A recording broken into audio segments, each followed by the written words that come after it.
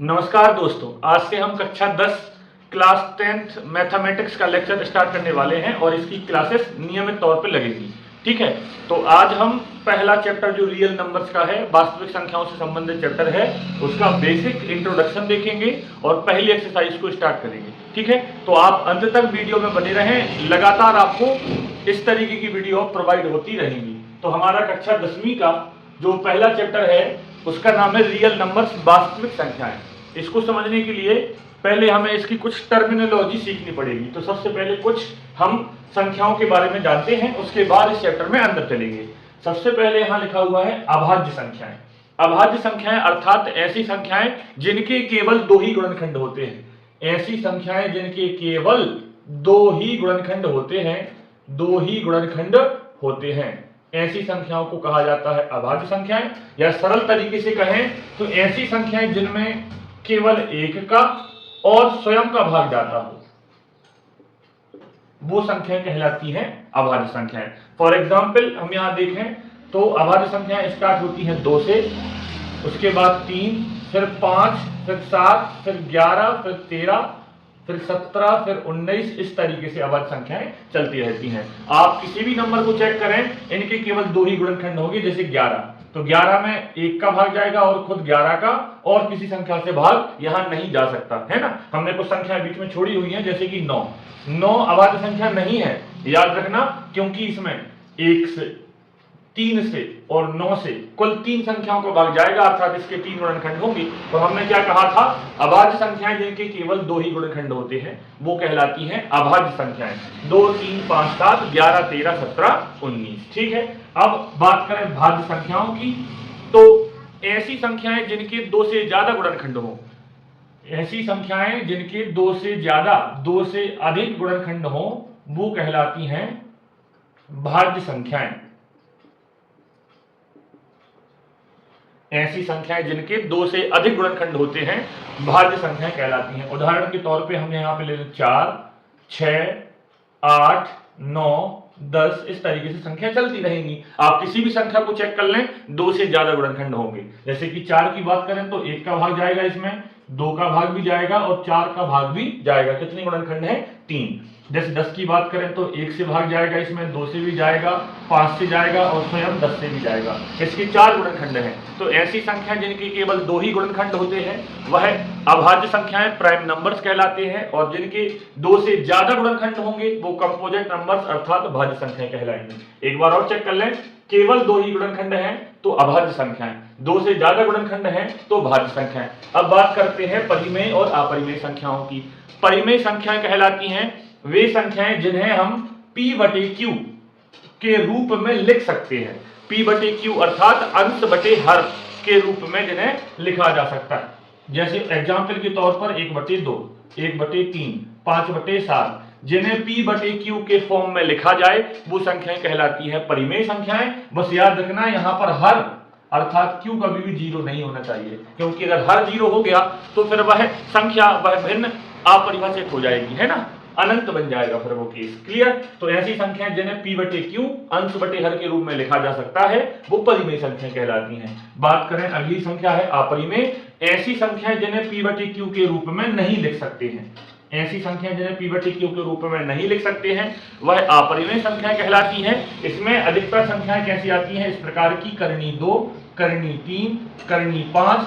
करनी में लिखी हुई कोई भी संख्या आपको अपरिमेय संख्या कहलाएगी, और याद रखना है पाई भी एक अपरिमेय संख्या कहलाती है। तो हमने अभी तक जो बेसिक देखा, अभाज्य संख्याएं जिनके केवल 2 ही गुणनखंड होते हैं, भाज्य संख्याएं जिनके गुणनखंड 2 से ज्यादा होते हैं, परिमेय संख्या जिन्हें हम p/q अर्थात अंश बटे हर के रूप में लिख सकते हैं, और अपरिमेय संख्या जिन्हें हम p/q के रूप में नहीं लिखते हैं। यहाँ पर करनी रूट वाली संख्याएं आती है, और पाई भी एक इररेशनल नंबर है, अपरिमेय संख्या है। तो हमारा अगला जो टॉपिक है, यदि हमने संख्याओं को अच्छे से पढ़ लिया है तो हम प्रश्नावली की तरफ चलते हैं। और पहला उसमें जो प्रश्न है, हमें बोला गया है निम्नलिखित संख्याओं को अभाज्य गुणनखंडों के गुणनफल के रूप में व्यक्त कीजिए। प्राइम फैक्टर्स निकालने हैं आपको संख्याओं के, है ना। अभाज्य गुणनखंड कहलाते क्या हैं? तो सबसे पहले हम बात करें 1.1, एक्सरसाइज 1.1 हम चर्चा करने वाले हैं, और उसमें पहला ही क्वेश्चन अभाज्य गुणनखंड अर्थात प्राइम फैक्टर से रिलेटेड है।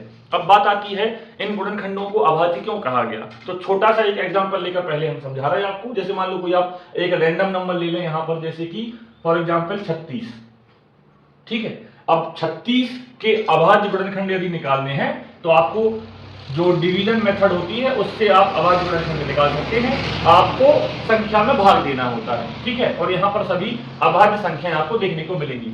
शुरुआत करते हैं 2 से, तो 2 का भाग देंगे 2 एकम 2, बचा 1 और 6 16, 2 अट्ठे 16। फिर 2 से भाग दिया, 2 नाम 18। फिर 2 से आपने भाग दिया तो भाग जाएगा नहीं, तो अब आप भाग देंगे 3 से, 3 त्रिका 9, और लास्ट में 3 से भाग देंगे 3 एकम 3। कुल मिलाकर हमें जो 36 के गुणनखंड मिले हैं वो मिले हैं 2 गुणित 2, 3 गुणित 3। तो आप यहां देख सकते हैं 2 3 5 7 इस प्रकार की संख्या मिलेंगी। अर्थात किसी संख्या का गुणनखंड जब लिखेंगे तो अभाज्य संख्या ही मिलती है वहां पर, तो इसे कहा जाता है अभाज्य गुणनखंड, प्राइम फैक्टर्स। इसे हम स्क्वायर के फॉर्म में लिख देंगे। 2 आया है 2 बार तो 2 का स्क्वायर, और 3 भी 2 बार आया है तो 3 का स्क्वायर। 36 का गुणनखंड यहाँ पर इस प्रकार से लिखा है। अब जैसे फॉर एग्जाम्पल हम पहले क्वेश्चन की तरफ चलते हैं। पहले क्वेश्चन में बोला है 140 के अभाज्य गुणनखंड लिखिए। तो हमें करना क्या है, जो डिवीजन मेथड होती है भाग विधि, उस द्वारा हमें गुणनखंड निकालने हैं, ठीक है। हम भाग लगाना स्टार्ट करेंगे। भाग हमें 2 से स्टार्ट करना है। 2 से भाग देंगे तो 2 सत्ते 14 और 0 बचा है ना। उसके बाद फिर 2 से भाग दिया तो 2 3 6, बचा 1 और 0 10, 2 पंचे 10। अब इसमें 2 से भाग तो जाएगा नहीं, तो आप 3 से चेक करके देखें, 3 से भाग भी नहीं जाएगा, तो भाग किससे जाएगा यहाँ पे 5 से। 5 सत्ते 35, और लास्ट में 7 से भाग जाएगा, 7 एकम 7। तो आप कुल मिलाकर देख सकते हैं 2 3 5 7 ऐसी ही संख्याएं आपको मिल रही हैं। अर्थात यह सभी अभाज्य संख्याएं हैं, इसलिए इस गुणनखंड को अभाज्य गुणनखंड कहा जाता है। तो हम देख सकते हैं 140 के गुणनखंड 2 गुणित 2 गुणित 5 गुणित 7, अर्थात 2 आया है 2 बार तो 2 का स्क्वायर लिख देंगे और 5 गुणित 7 लिख देंगे। ये 140 के अभाज्य गुणनखंडों को हमने यहाँ लिख दिया है। इसी प्रकार यहाँ पे अन्य क्वेश्चन भी हैं, तो हम उनकी तरफ चलते हैं। हमें क्वेश्चन सेकंड दिया है। पहले का सेकंड जो क्वेश्चन है उसमें बोला है 156 के अभाज्य गुणनखंड निकाले हैं, 156 के प्राइम फैक्टर्स निकाले हैं। और एक क्वेश्चन और ले रहे हैं यहाँ पर हम। तीसरा क्वेश्चन जो है वो 3825, इसके आपको प्राइम फैक्टर्स निकालने हैं। दोनों क्वेश्चन करते हैं, शांति से आप इसको डिवीजन मेथड से सॉल्व कर सकते हैं। तो 156 हमने साइड में लिखा है यहाँ पर। आप 2 से डिवाइड करना स्टार्ट करें तो 2 सत्ते 14, बचा 1 और 6 16, 2 अट्ठे 16। फिर 2 से डिवाइड करें, 2 3 6, बचा 1 और 8 18, 2 नाम 18। अब यहाँ पे 2 से भाग तो जाएगा नहीं, अब हम 3 से देंगे। 3 से भाग जाएगा तो 3 एकम 3 और 3 त्रिका 9। अब बचा 13, तो 13 में खुद 13 से ही भाग जाता है और किसी से भाग नहीं जाता।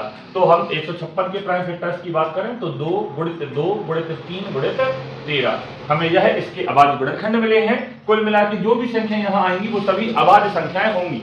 क्लियर, प्राइम नंबर्स होंगे केवल। तो 2 का स्क्वायर लिख दे रहे इसको, फिर 3 गुणित 13 लिख दे रहे। 156 के अभाज्य गुणनखंड प्राइम फैक्टर्स हमने यहाँ लिख दिए। अब बात करते हैं, एक बड़ी संख्या दी हुई है 3825, पहले का तीसरा क्वेश्चन है। घबराना नहीं है, संख्या देखकर आप नॉर्मली इसको कर सकते हैं। सबसे पहले आप पीछे देखोगे विषम संख्या लिखी है तो 2 से भाग तो यहाँ जाएगा नहीं। हम चेक करते हैं क्या 3 से भाग जाएगा, तो 3 एकम 3, फिर आगे भाग दिया 3 दूनी 6, बचा 2 और 2 22, 30 आते 21, बचा 1 और 5 15, 3 पाँचे 15। 3 से यहाँ डिवाइड हो गया। आगे फिर से 3 से डिवाइड करते हैं, 3 चौके 12, यहाँ पे देंगे 3 दूनी 6, बचा 1 और 5 15, 3 पाँचे 15। अब इसमें 3 से डिवाइड शायद नहीं जाएगा, ठीक है। अब इसको डिवाइड करते हैं 5 से, तो आप भाग देंगे 5 से, 5 अट्ठे 40, बचा 2 और 5 25, 55 25। अब फिर से 5 आप 5 से डिवाइड करें तो 5 एकम 5, बचा 3 और 5 35, 5 सत्ते 35, और 17 में केवल 17 से ही डिवाइड जाएगा तो 17 एकम 17। तो कुल मिलाकर आपने आसानी से, है ना, डिवीजन मेथड से हम फैक्टर्स निकाल सकते हैं।